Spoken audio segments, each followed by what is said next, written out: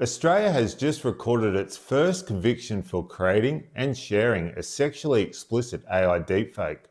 With this conviction in mind, let's take a look and see where the rest of the world stands on this issue. The USA has no single national law. What it does have though is a patchwork system. Almost every state has passed some form of legislation, but the strength varies enormously. A federal law targeting intimate deepfakes was only signed in May 2025. There have been convictions, but there's still inconsistency across the board.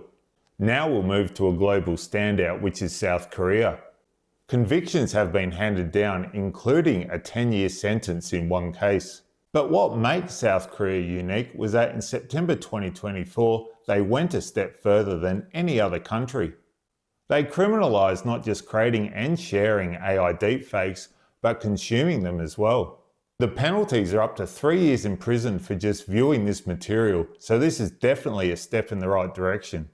In the UK, sharing intimate deepfakes became illegal in 2023, but creating them was only addressed in 2025. Why both were not addressed at the same time, I'll never know.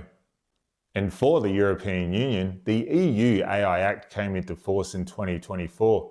Full enforcement though has been pushed back in some areas until 2028. And just recently, on May 7, 2026, the EU also, in principle, agreed to ban the use of AI tools used to generate sexualized deepfakes. So for now, legislation is just words on a page. Who knows when actions will actually begin? Overall, what is most worrying is that almost every law I've talked about was only passed in 2023 or later. The technology has existed and been causing real harm for years long before any of that. The governance around this issue didn't move until the deepfakes were realistic enough that they could no longer be ignored. The technology itself didn't run wild, it was allowed to run wild because governance continues to be an afterthought.